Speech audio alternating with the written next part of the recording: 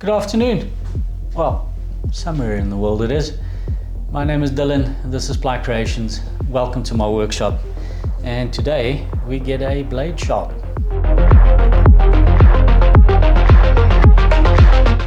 It's always great when friends inspire videos and video ideas. I had a friend visit me recently and I helped him set up his wooden jointer similar to one that you might have seen me use in some of my other videos.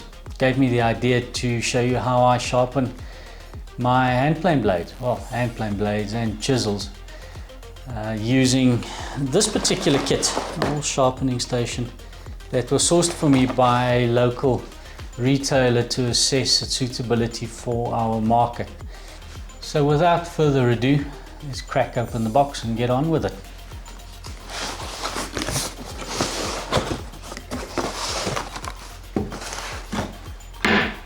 This is how the kit arrives from Axminster.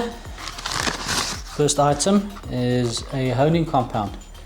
I'm not sure what the grit on the honing compound is, but I do know that it is relatively coarse as far as honing compounds go.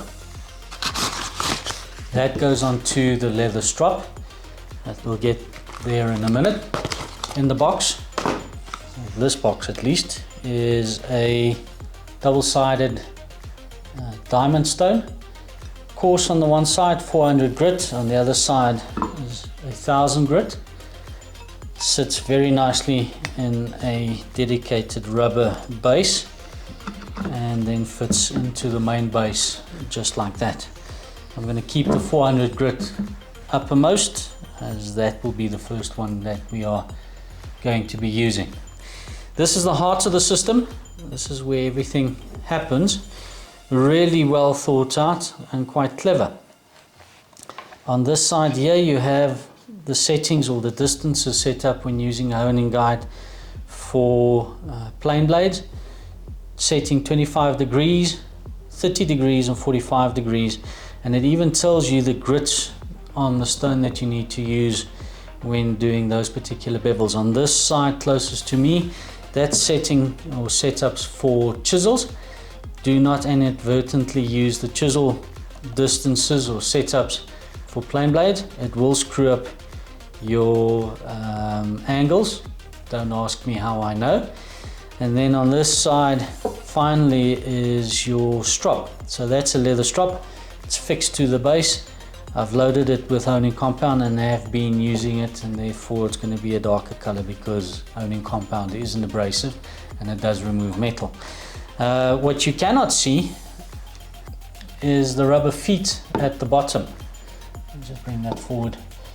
And these are quite sticky, and if you have the base on your table, as I'm pushing relatively hard and I'm unable to move them. So this is what you get in the box. Next I'll bring the blade in, I'll mount it into the honing guide. Note, it is designed to be used with an eclipse style honing guide, which does not come with a kit. If I have one fault in the kit, that would be it, is that the honing guide is not included with the kit. So I'll be bringing around my jointer. This is the guy who's going to get attention today, or at least its blade is. So I'm going to take it out, take out the blade, mount it into the honing guide. Don't know which camera I'm pointing at. I'll mount it into the honing guide, and then I'll start sharpening it up and show you how I go about the process. So next step is to get the blade into the honing guide. Got the blade in the honing guide. Problem with this setup is the honing guide is too high for me to be able to use and do the settings.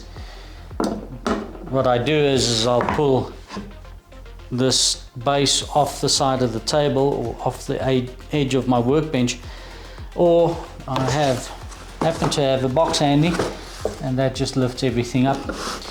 I reference this edge of the honing guide. I'm not sure if I showed that properly. I'll edge the honing guide against the bottom edge of my base, push my cutting edge up to the edge, demarcating the distance that will give me 25 degrees or 25 degree bevel angle. I cinch up the screw just slightly, just to make sure everything is secure. Get the box out of the way.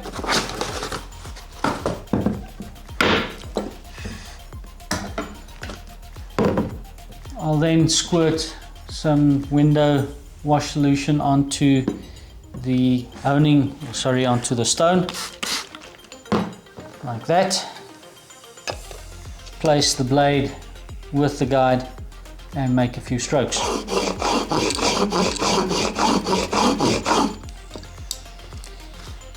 Get the excess liquid off. I sometimes turn the whole assembly around towards me and just put even pressure with my thumbs.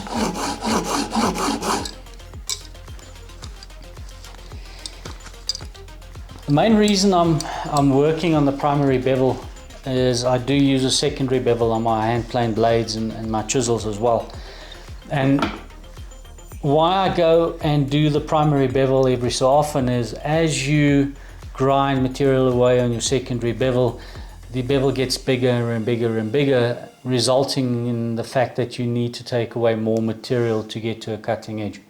Just to keep the size of that secondary bevel in control, is every fifth, fourth or sixth occasion that I'm sharpening the blades, I will do the primary bevel at 25 degrees, and all the other times I just simply focus on my secondary bevel. I'll put the blade back into the honing guide set up for the secondary bevel, which happens to be 30 degrees. The stone also needs to be turned around to be working on the fine side of the stone, so we'll do that, set up the blade, and then go for the secondary bevel.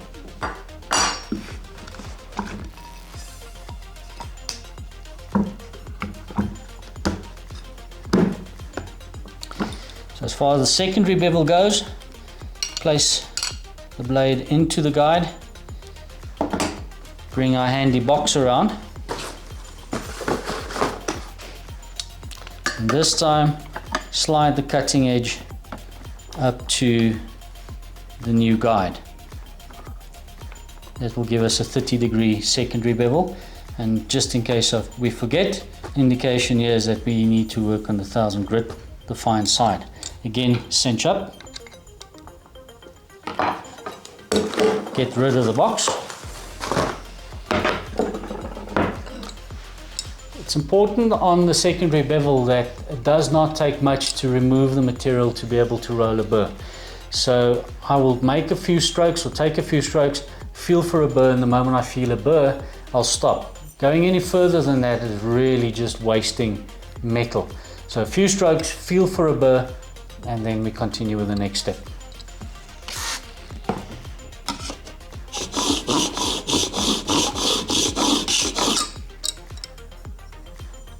I can feel a burr. Next, as we go to the strop. The method or the instructions on the base suggest that you remove the blade from the honing guide. I do find that beginners especially struggle to find the bevel when they are on the strop, and they tend to roll it over. So I'm going to keep the blade in the honing guide, and I'll show you how I go about working on the strop with the honing guide in place. First step is to remove the burr, so I'll be working on the back of the blade. Get that out of the way.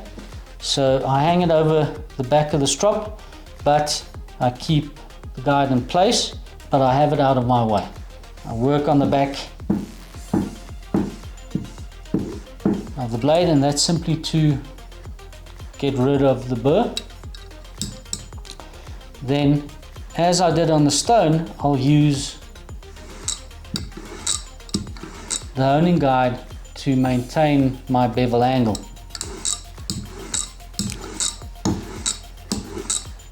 However, in this case, you'll see that I do not go back into this direction on the strop, because that will simply just cut into the strop and destroy my strop. So it's just a pulling action towards me. And I'll count roughly about 15-20 times.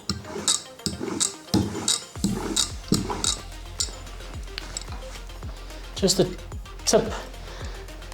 When working on the strop, even if you are using the guide as I'm doing now, is as you pull, try and avoid when you leave the strop is to curl or to turn your blade over.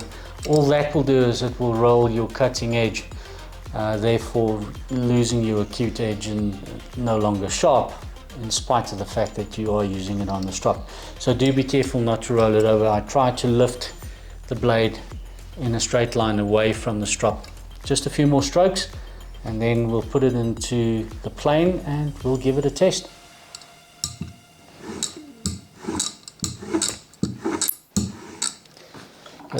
Go to the back just for luck.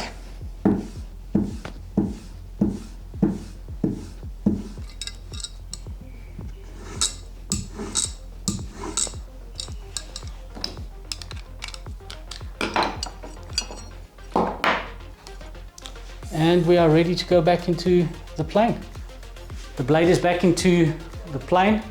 I've already extended the blade and checked it for parallel to the sole and did the necessary lateral adjustment.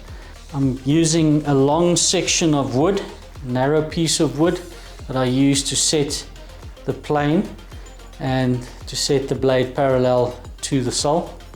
Sorry, I'm looking at my cat. If you'd like to meet him. This is Solo. Wild one. Where were we? So I'll be setting. Yeah, he's got other ideas. I've already fed you. You've had food. And there he goes.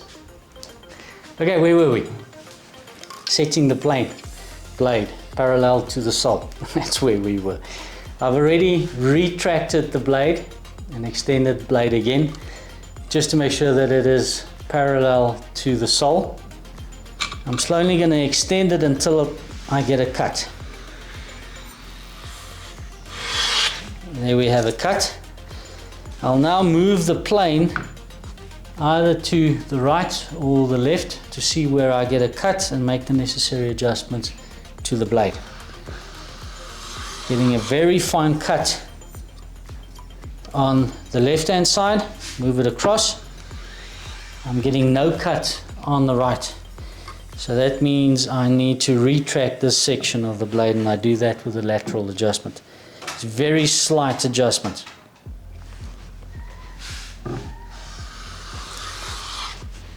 Getting very fine and very fine on the right hand side as well. So that should now be parallel.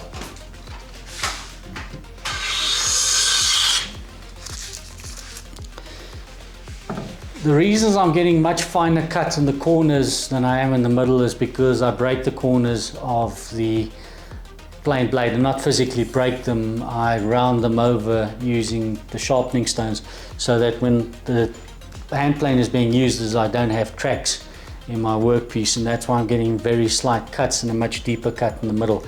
I do not use a camber on my hand planes. A camber would result in a similar effect as well. I'm going to retract the blade and then extend it very slightly to see how thin a cut we can get.